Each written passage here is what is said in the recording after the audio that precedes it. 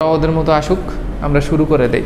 তো যে টপিক্সটা আমরা তো মূলত হচ্ছে কমফোর্টের পুরা স্লাইডটা আমরা দেখছি, physiological comfort, sensorial comfort, comfort কয় প্রকার, কিভাবে অ্যাচিভ করা যায়, তারপর heat generation, heat loss human বডিতে কিভাবে হয়, এগুলো ফর্মুলার মাধ্যমে দেখছি। তারপর নিচে একটা স্ট্রাকচার দেখছিলাম, ওই স্লাইডটার আমি ক্লাস শেষে ওইটা একটু দেখানোর চেষ্টা করব, ওভারভিউ করব। তো আজকে মূলত আমরা যেটা দেখব যে স্পেশাল অ্যাপারেল প্রোডাকশনের মধ্যে আপনাদের অনেকেই কোশ্চেন করতেছিলেন যে স্যার স্পেশাল অ্যাপারেল প্রোডাকশন বলতে তো বোঝায় যে স্পেশাল ক্যাটাগরির যে আমরা পোশাকগুলা ইউজ করি, যে তার মধ্যে ধরেন হচ্ছে রেইনকোট, তার মধ্যে মনে করেন ফায়ার ফাইটাররা যারা যে ড্রেসগুলো ইউজ করে, দেন হচ্ছে নভোচারীরা যে ড্রেসগুলো ইউজ করে, এগুলার প্রোডাকশন পোড়ানোর কথা এরকম অনেকজনে বলতেছিলেন। সো ওইটারই অংশ হিসেবে মোটামুটি আমাদের উইন্টার জ্যাকেটটা আসলে কীভাবে প্রিপেয়ার করা হয়। উইন্টার জ্যাকেটও কিন্তু হচ্ছে একটা এক্সট্রা ফাংশনালিটি ফ্যাব্রিক দিয়ে হচ্ছে আপনার মানে গার্মেন্টসটা হচ্ছে একটু এক্সট্রা ক্যাটাগরির, কারণ এক্সট্রা মানে নর্মাল টাইপের যে আমরা পোশাকগুলো পরি ওইটার থেকে তো ডিফারেন্ট, তাই না?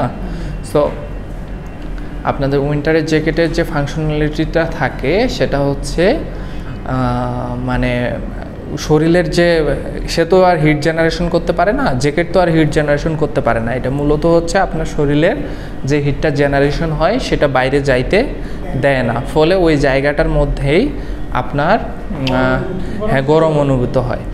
সো এইটা কিভাবে কাজ করে এই জিনিসগুলো আমরা সামনে যখন ক্লাস করব তখন এগুলোর মেকানিজমগুলো দেখব, যে আসলে আমাদের একটা জ্যাকেট তৈরি করতে গেলে অনেকগুলো জিনিস চিন্তা করতে হয়। শুধু যে আপনি সব কিছু করবেন এটা কিন্তু না, কারণ হচ্ছে আপনার হইতে হবে, মানে গার্মেন্টসটা কিন্তু আপনার আরামদায়ক হইতে হবে। দেখা গেল যে যারা রেইনকোট পরে অথবা যারা হচ্ছে যে পোশাকগুলো লাগে যেগুলো হচ্ছে ওয়াটারকে রিপিল করবে, কিন্তু এই পোশাকগুলো মূলত হাইড্রোফোবিক হয়।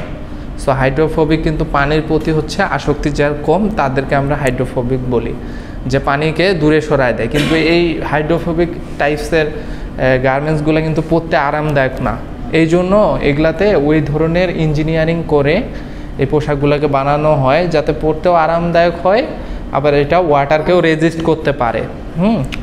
সো জ্যাকেটের ক্ষেত্রেও সেম অনেক জিনিস চিন্তা ভাবনা করে দেন হচ্ছে ইয়াগুলো করা হয়। তো আমি স্টেপ বাই স্টেপ লিখছি যে একটা জ্যাকেট কীভাবে প্রোডাকশন করা হয় অথবা ডেভেলপ করা হয়।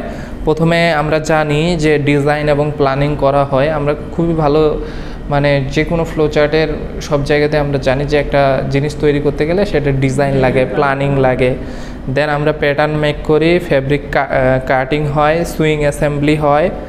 তারপর হচ্ছে সুইং অ্যাসেম্বলি হলেই কিন্তু শেষ না, মানে একটা গার্মেন্টস হয়ে যাওয়ার পরে সেই গার্মেন্টসটা ফুললি প্রোডাকশন হয়ে যাওয়ার পরে এটাই কিন্তু শেষ না, এটার হচ্ছে কোয়ালিটি কন্ট্রোল চেক হয় যে এটার কোনো ফল্ট থাকলো কি না, দেন বিভিন্ন ধরনের ফিনিশিং দেওয়া হয়। দেখেন না আপনারা ফ্যাব্রিকে অনেক বিভিন্ন ধরনের ফিনিশিং দেওয়া থাকে।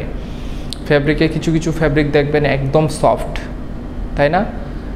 দেখবেন যে পরলেও আরাম, নরম, আবার মানে হ্যান্ড ফিল সুন্দর, প্লাস হচ্ছে এগুলার লাস্টারাস প্রপার্টিস ভালো, মানে রোদে গেলে এগুলা হচ্ছে চকচক করে। সো এইগুলা কিন্তু স্পেশাল কিছু ফিনিশ দিতে হয়। তারপর প্যাকেজিং, ডিস্ট্রিবিউশন, এগুলোর যদি আমরা ডিটেলস দেখি, ডিটেলস আপনারা জানেন অলরেডি।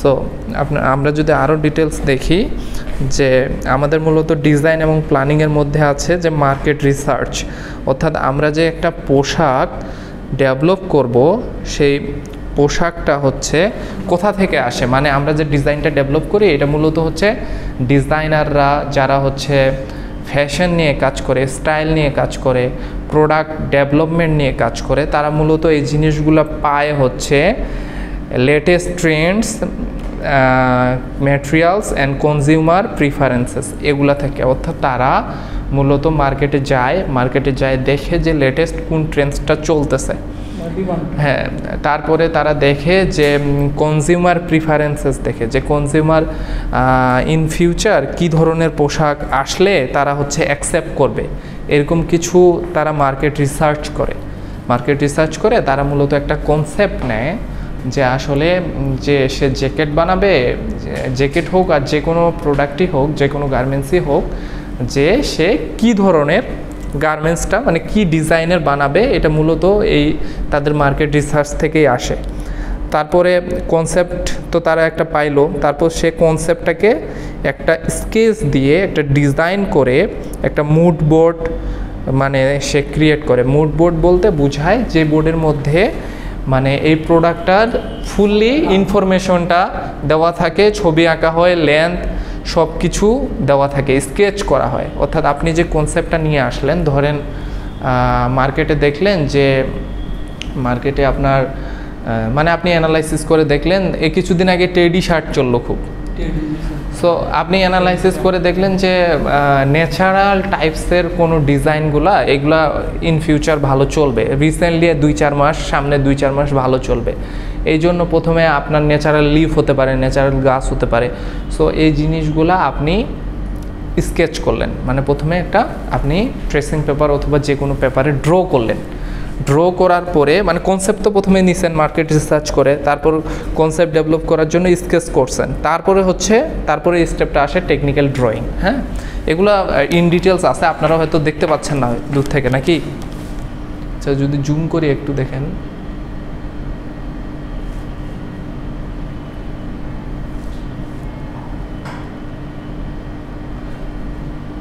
লাইনটা ঠিক মতো পায়নি।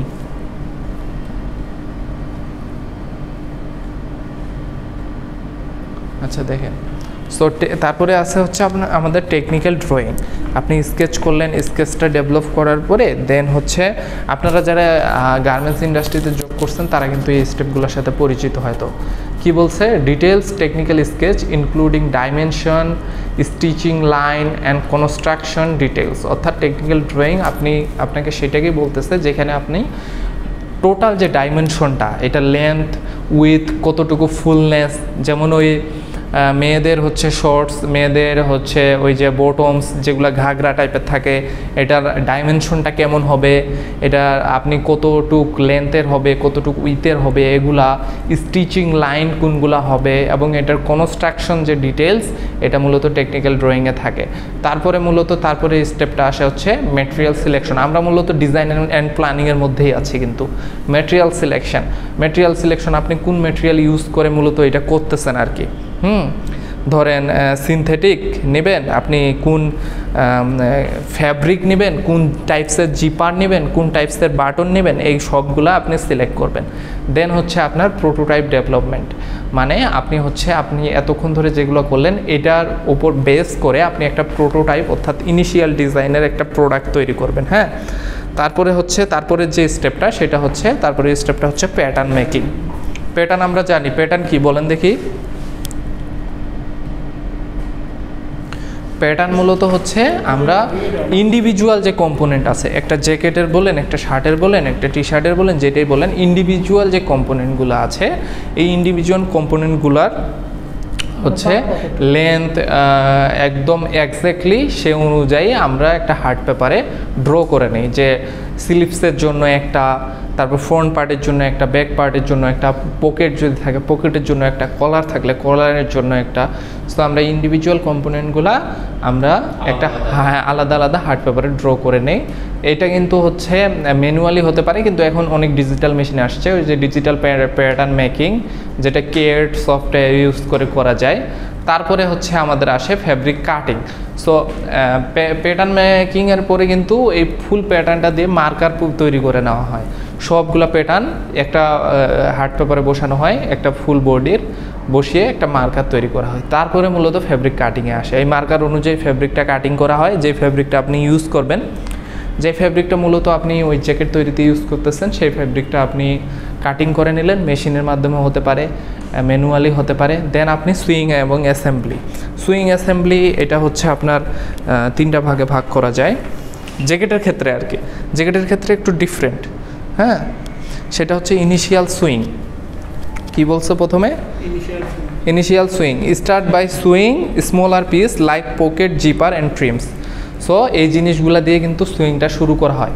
দেন হচ্ছে আপনার প্যানেল অ্যাসেম্বলি, যেটা হচ্ছে assemble larger panel together, front back sleeves এগুলাকে হচ্ছে একসাথে সুইং করা হয়। Then lining and insulation, attach lining insulation material to the inner parts of the jacket. অর্থাৎ আমাদের জ্যাকেটে কিন্তু মানে ফ্যাব্রিক আর হচ্ছে অ্যাক্সেসরিজ এগুলা তো অ্যাটাচ থাকে। অ্যাক্সেসরিজের মধ্যে বাটন থাকে, জিপার থাকতে পারে, দেন হচ্ছে আমাদের কিছু লাইনিং ইন্টারলাইনিংও থাকতে পারে। লাইনিং ইন্টারলাইনিংটা কি? লাইনিংটা হচ্ছে কিছু এক্সট্রা ফ্যাব্রিক থাকে না, সৌন্দর্য বৃদ্ধি করার জন্য বিভিন্ন জায়গায় মোটিভ লাগানো থাকে, দেখবেন ওই হ্যাঁ সৌন্দর্য বাড়ানোর জন্য অনেক কিছু, এগুলো কিন্তু শেষে লাগানো হয়। হ্যাঁ, দেন মেইন অ্যাসেম্বলি আছে। মেইন অ্যাসেম্বলি হচ্ছে সব যে পার্টসগুলো আছে সব পার্টসগুলো হচ্ছে, আচ্ছা পরে পরে পরে তুলিয়েন আপনি সব পার্টসগুলো হচ্ছে অ্যাসেম্বলি করা হয়, কম্বাইন করা হয়। দেন হচ্ছে আপনার যেগুলা বা ডিটেলস যে জিনিসগুলো আছে অর্থাৎ বাটন, স্ন্যাপ, এই জিনিসগুলো অ্যাড করা হয়। তারপরে কি আছে? তারপরে কোয়ালিটি কন্ট্রোল। আপনার গার্মেন্টস হয়ে গেছে, এখন হচ্ছে কোয়ালিটি চেক হয় যে আপনার গার্মেন্টসটা ঠিক আছে কি না, এটার হচ্ছে সব কিছু ঠিকমতো হচ্ছে কিনা। দেন প্যাকেজিং, দেন আমাদের ডিস্ট্রিবিউশন। ঠিক আছে, এইটা মূলত হচ্ছে আপনার উইন্টার জ্যাকেট তৈরি করার step. But special apparel production, এই অ্যাপারেলগুলো কেন স্পেশাল এইটা তো বুঝতে হবে। এটার যে মেকানিজমগুলো এগুলো আমি হচ্ছে ইনশাল্লাহ নেক্সট থেকে আপনাদের পড়াবো, মিডের পর থেকে এগুলো পড়াবো, এগুলো মেকানিজমগুলো দেখাবো। মূলত আমরা যখন থার্মাল কমফোর্টের কথা বলি, যে একটা কোল্ড ওয়েদারে আমরা যখন সাস্টেন করতে চাই তখন আমাদের ফ্যাব্রিকগুলো কীরকম লাগে? একটু ডিফারেন্ট টাইপের না, একটু মোটা টাইপের। তো এটা বোঝা যাচ্ছে যে ফ্যাব্রিকের থিকনেস, থিননেস, থিক মানে কি মোটা, থিন মানে হচ্ছে চিকন। সো এটার উপর ডিপেন্ড করেই কিন্তু ডিপেন্ড করেও হচ্ছে আপনার সেটা কমফোর্টটা গরম হবে না ঠান্ডা হবে সেটা ডিপেন্ড করে। কমফোর্ট কিন্তু আমি বলছিলাম কমফোর্ট এক একজনের কাছে ডিফারেন্ট, সিজন ভেদে ডিফারেন্ট হতে পারে। যেমন আপনার ঠান্ডার সময় কিন্তু আপনার জ্যাকেটটা হচ্ছে কমফোর্ট নিয়ে আসতেছে, বাট গরমের সময় কিন্তু সেটা কমফোর্ট নিয়ে আসতেছে না। সো সেই প্রোডাক্টগুলা আমাদের স্পেশাল টাইপস অফ প্রোডাক্ট। কেন? এগুলোর মেকানিজম কি, এগুলো কিন্তু দেখতে হবে। যেমন বাচ্চাদের ডায়াপার, বাচ্চাদের ডায়াপারের কথা যদি আপনি চিন্তা করেন, বাচ্চাদের ডায়াপারে কিন্তু 3টা লেয়ার থাকে। এখন এখানে একটা চ্যালেঞ্জিং বিষয় আছে, সেটা হচ্ছে ধরেন বাচ্চারা তো হচ্ছে যখন ইউরিনটা আসে সে তো ডায়াপার পরে থাকে, বাট এই ইউরিনটা হচ্ছে ডায়াপারের মেকানিজমটা এইরকম। ওখানে মূলত হচ্ছে আপনার পিপি ফ্যাব্রিক, পিপি ফাইবারটা ইউজ করা হয়। হ্যাঁ, টেক্সটাইলের ইয়াতে পড়ে অবশ্যই। মেশিন প্রোডাকশন, আপনার টেক্সটাইলের অনেক প্রোডাক্টই তো মেশিন প্রোডাকশন। ইভেন আপনার অনেক ফুটওয়্যার হচ্ছে আপনার মানে জুতা, হ্যাঁ ফুটওয়্যার কিন্তু টেক্সটাইলের। হ্যাঁ হ্যাঁ হ্যাঁ হ্যাঁ টেক্সটাইলের আয়তে, এই গার্মেন্টস, এটা আপনাদের টপিক্সে আছে। হ্যাঁ, অ্যাপারেল ম্যানুফ্যাকচারিংয়ে এগুলো আপনাদের টপিক্সই আছে, এগুলো সাবজেক্টই আছে। হ্যাঁ হ্যাঁ পড়ে। সো আপনার হচ্ছে আমি যেটা বলতে চাচ্ছি যে ডায়াপারের যে মেকানিজমটা সেটা হচ্ছে ইউরিনটা যখনই ডায়াপারে আসবে, ডায়াপার মূলত করে কি এই ইউরিনটাকে একটা জেল ফর্ম করে এটা হচ্ছে মাঝখানে রেখে দেয়, এটা বেরোও আসে না। আবার এই ইউরিনটা যদি বাচ্চার হচ্ছে স্কিনের কন্ট্যাক্টে আসে তাহলে অবশ্যই স্কিনটা খারাপ হয়ে যাবে না, স্কিনে বিভিন্ন ধরনের অ্যালার্জি হবে, বিভিন্ন ধরনের ইনফেকশন হবে। সো এটার মেকানিজমটাই এরকম যে যখনই ইউরিনটা আসে প্রথম লেয়ারটা মানে ফার্স্ট যে লেয়ারটা যেটা বাচ্চার স্কিনের সাথে ডিরেক্ট কন্ট্যাক্টে থাকে সেখান থেকে এই লিকুইডটা ডিরেক্টলি হচ্ছে মাঝখানের লেয়ারে চলে যায়, কিন্তু এই প্রথমকার লেয়ারটা ভিজে না। ভিজলে কি হইতো? ভিজলে তো ইউরিন থেকেই যাইতো, ঠিক আছে। সো এটা কিন্তু স্পেশাল টাইপস অফ প্রোডাকশন। তারপরে হচ্ছে আপনার জ্যাকেটের যে কথা বলি, জ্যাকেটটা মূলত আমাদের থার্মাল কমফোর্টটা কিভাবে দেয়, এটা মূলত আমরা যখন জ্যাকেটটা ইউজ করি তখন রিপ টাইপের অনেক কিছু আমরা ভিতরে ইনার লেয়ারে ইউজ করি, এটা মূলত হেল্প করে এয়ার গ্যাপ তৈরি করতে। অর্থাৎ আমরা যখন ফ্লাফি স্ট্রাকচারগুলো ইউজ করি তখন এখানে মূলত এয়ার গ্যাপ তৈরি হয়। এয়ার গ্যাপ তৈরি হওয়ার ফলে বডির যে হিটটা, এই হিটটা যে জেনারেট হয় এটা মূলত ওই ইনার লেয়ারটা ইন্টারাপ্ট করে রাখে, এই হিটটাকে বাইরে আসতে দেয় না। আর যখন আমাদের গরমকালে তখন আমরা হচ্ছে ওই টাইপসের ফ্যাব্রিকগুলো ইউজ করি, যেটা মূলত ফ্রিকুয়েন্টলি আপনার যে মানে পারস্পিরেশনটা হচ্ছে, অর্থাৎ ঘামটা হচ্ছে, এই ঘামটাকে সে অ্যাবজর্ব করবে এবং এটা ইভাপোরেট করে দেবে। সে যদি অ্যাবজর্ব করে ভিজতে থাকে সেক্ষেত্রেও কিন্তু সমস্যা। আপনারা অনেক সময় দেখেন না, আপনারা যখন অনেক গরমে যান দেখবেন যে অনেক ঘেমে যাচ্ছেন, কাপড় টি শার্ট হচ্ছে ভিজে যাচ্ছে আবার শুকায় যাচ্ছে। সো এটা কিন্তু যদি এই ঘামটা যদি আপনি এটা অবশ্যই আপনি এমন টাইপস অফ ফ্যাব্রিক পরেন যেটা হচ্ছে হাইড্রোফিলিক, অর্থাৎ সে পানিটাকে শোষণ করে। আপনি যদি এই জায়গায় হাইড্রোফোবিক টাইপস অফ ফ্যাব্রিক যদি চয়েস করতেন তাহলে কিন্তু অনেক প্রবলেম হতো, কারণ ঘামটা যদি অ্যাবজর্ব করতে না পারতো, ঘামটা যদি থেকেই যাইতো স্কিনে, তাহলে কিন্তু এটা খুবই ডিসকমফোর্ট হইতো, ইভেন এটা চলাই যাইতো না। আরেকটা ব্যাপার আছে, সেটা হচ্ছে যারা খেলোয়াড়, যারা মূলত হচ্ছে ফুটবল খেলে, ক্রিকেট খেলে, তাদের ড্রেসগুলোও কিন্তু স্পোর্টস ওয়্যারের ক্ষেত্রে তাদের ড্রেসগুলোও স্পেশাল টাইপস অফ ডিজাইন করে বানানো হয়। এটা ওদেরও ড্রেসগুলো এমনভাবে ইঞ্জিনিয়ারিং করে বানানো হয় যে ওদের হচ্ছে জার্সি ভিজে না, কিন্তু বাইরের মানে ইনার যে ঘামটা আছে সেই ঘামটাকে বের করে দেয়। এটি কিভাবে সম্ভব ভাবছেন একবার? আপনারা কিন্তু দেখবেন যে যারা হচ্ছে বিশ্বকাপে যখন ফুটবল খেলা হয়, বিশ্বকাপে ক্রিকেট খেলা হয়, বিশেষ করে যখন ফুটবল খেলা হয় তখন প্লেয়াররা যে জার্সিগুলো পরে খেলে এগুলোর দাম অনেক না, প্রচুর দাম, বাংলাদেশি টাকায় 50,000 টাকাও হতে পারে, এত দাম এক একটা জার্সি। ওরা যেটা পরে খেলে এটা কিন্তু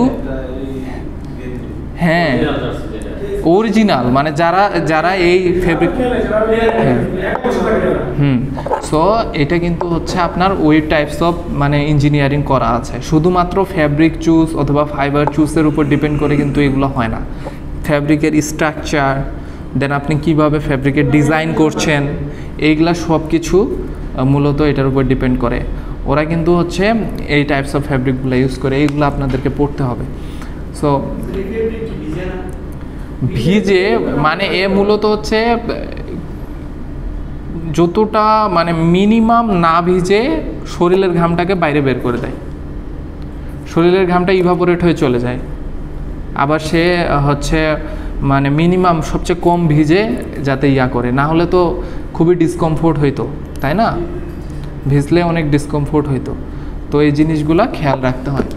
সো আরও আপনাদের কিছু আছে যে ওই যে ফায়ার ফাইটাররা যেটা ইউজ করে মূলত ওই প্রোডাক্টগুলো কীভাবে বানায় এটার আমি মেকানিজম আপনাদের দেখাবো সামনে। এখানে মূলত হচ্ছে আপনার বিশেষ কিছু কোটিং ইউজ করা হয় যেগুলো হচ্ছে ফায়ার ধরে না, অথবা ফায়ার প্রুফ যে প্রোডাক্টগুলো থাকে, যেমন বাইরের দেশে, বাংলাদেশে তো নাই, বাইরের দেশে এখন মূলত তাদের বাসাবাড়ির যে ডিজাইনগুলা, বাসাবাড়ির মনে করেন ফ্লোরিং, তারপর দেওয়ালের হচ্ছে কার্পেটিং, সব কিছু এমনভাবে করা হয় সেটা হচ্ছে ফায়ার রেজিস্টিভ।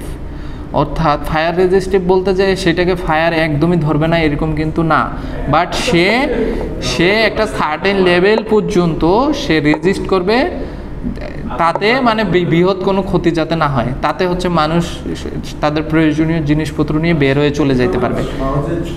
হ্যাঁ হ্যাঁ হ্যাঁ। সো এই ম্যাটেরিয়ালগুলো মূলত ওইভাবে ডিজাইন করা হয়। এখানে বিভিন্ন ধরনের কেমিক্যালের কোটিং দেওয়া হয়, যে কেমিক্যালগুলো মূলত দেখেন আমাদের তো মূলত বিক্রিয়া হয়, তাই না, রিঅ্যাকশান হয়। সো আমরা যদি এমন কোনো কেমিক্যাল ওইটাতে ইউজ করি যে ফায়ার আসে, তার কোনটাকে আসলে দুইটা রিঅ্যাকশন ঘটে পানি হয়ে যাবে, যদি পানি উৎপন্ন হয় তাহলে তো একটা ভালো দিক, তাই না? এরকমও কিছু মেকানিজম আছে, ঠিক আছে এগুলার, হ্যাঁ এরকম কিছু মেকানিজম আছে। তারপরে আছে হচ্ছে যেমন ধোঁয়ার মাধ্যমে, বিভিন্ন ইয়ার মাধ্যমে ওইগুলা হচ্ছে ইঞ্জিনিয়ারিং করা হয়। এগুলো কিন্তু আপনাদের হচ্ছে এই স্পেশাল অ্যাপারেল প্রোডাকশনের মধ্যে পড়ে। কিন্তু স্পেশাল অ্যাপারেল প্রোডাকশনের ক্ষেত্রে আমি সবচেয়ে ইম্পর্টেন্স দিয়ে যেটা পড়াইছি কমফোর্ট। এখান থেকে মূলত আপনাদের কোশ্চেনটা আসবে, কারণ কমফোর্ট কিন্তু সবগুলোর ক্ষেত্রে লাগবে। আর আমি বলছি যে স্পেশাল অ্যাপারেল প্রোডাকশন পড়ার জন্য অবশ্যই আমাদের আগে প্যারামিটারগুলো বুঝতে হবে, যে আমাদের কি কি প্যারামিটারের কারণে আসলে সেটা স্পেশাল প্রোডাক্ট। ঠিক আছে, সো এই প্যারামিটারগুলো ধরে ধরে আমি প্রথম ক্লাস থেকে আগাইছি, আর আজকে তো হচ্ছে আপনারা জ্যাকেটের যে প্রোডাকশন প্রসেসটা সেটা দেখলেন। ঠিক আছে, সো আর কোনো ইয়া আছে? তবে বাচ্চাদের ডায়াপারের মেকানিজমটা আমি একদিন দেখাবো। Parameter of special apparel product. Hydrophilic আর হাইড্রোফোবিক, একটু ক্লিয়ার করুন তো।